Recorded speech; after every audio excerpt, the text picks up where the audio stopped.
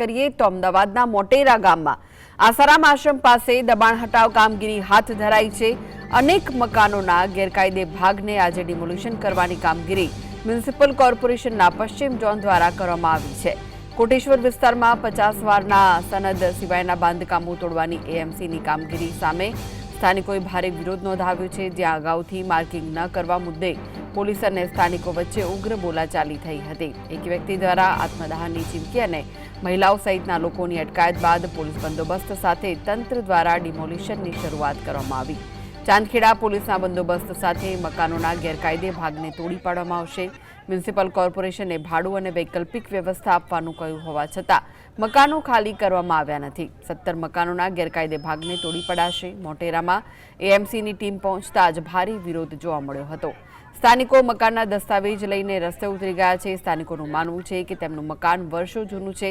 થોડું ઘણું બાંધકામ ગેરકાયદે હોઈ શકે છે, પરંતુ તેને પાડવા માટે સીધા નોટિસ વગર બુલડોઝર લઈને મહાનગરપાલિકાની ટીમ પહોંચી ગઈ છે। સ્થાનિકોની વ્યથા છે કે તેમને મકાનના બદલામાં 7 થી 8 હજાર ભાડાની ઓફર કરવામાં આવી અને ઓરડાનું મકાન ફાળવવાનું કહેવામાં આવ્યું, પરંતુ એટલા ભાડામાં કોઈ મકાન મળતું નથી।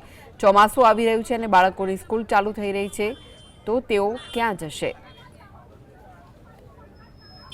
તો આ વિશે વધુ માહિતી માટે જોડાઈ ગયા છે સંવાદદાતા વિરેન્દ્રસિંહ ભાટી। વિરેન્દ્ર, ડિમોલિશનની કામગીરી હાથ ધરાઈ છે, જેના કારણે ત્યાં લોકો જે વસે છે તેઓ પણ મુશ્કેલીમાં મુકાયા છે। શું વિગત છે? બિલકુલથી કૃષ્ણા, કે આજે વહેલી સવારથી જ અમદાવાદના મોટેરા વિસ્તારની અંદર જે ગામતળની જમીન આવેલી છે તે જમીન ઉપર મહાનગરપાલિકાની એટલે કે અમદાવાદ મ્યુનિસિપલ કોર્પોરેશનની ટીમ છે તે ડિમોલિશન ખાતે પહોંચી હતી અને કોર્પોરેશનની ટીમ દ્વારા પોલીસ બંદોબસ્ત છે તે પણ માંગવામાં આવ્યો હતો અને શહેર પોલીસ દ્વારા તે બંદોબસ્ત છે તે ફાળવવામાં આવ્યો હતો, જેની અંદર 5 પીઆઈથી લઈને એસીપી કક્ષાના અધિકારીઓ છે તે બંદોબસ્તમાં જોડાયા હતા અને જે સ્થાનિક લોકો છે તેમના દ્વારા વહેલી સવારથી વિરોધ છે તે કરવામાં આવી રહ્યો છે। તેમાં માપણી વિના ડિમોલિશન કરવા આવ્યા હોય તેવા પ્રકારના આક્ષેપો છે તે સ્થાનિક લોકો દ્વારા કરવામાં આવ્યા હતા।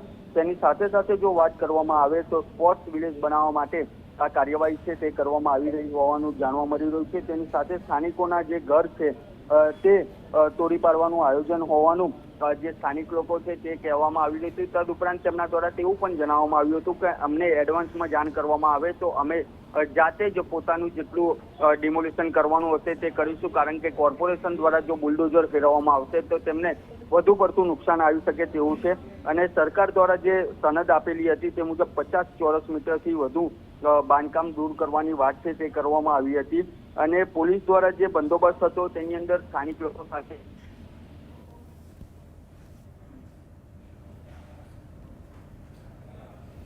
જી આભાર વિરેન્દ્ર માહિતી આપવા માટે। તો જે ડિમોલિશનની કામગીરી હાથ ધરવામાં આવી છે તેના કારણે અહીં વર્ષોથી જે સ્થાનિકો વસી રહ્યા છે તેમની મુશ્કેલીમાં તેઓ મુકાઈ ગયા છે। તેમને મકાનના બદલામાં 7 થી 8 હજાર ભાડાની ઓફર કરવામાં આવી છે અને ઓરડાનું મકાન ફાળવવાનું પણ કહેવાયું છે, પરંતુ એટલા ભાડામાં કોઈ મકાન મળતું નથી। ચોમાસું આવી રહ્યું છે અને બાળકોની સ્કૂલ ચાલુ થઈ રહી છે, તેઓ ક્યાં જશે તેવું તેમનું કહેવું છે।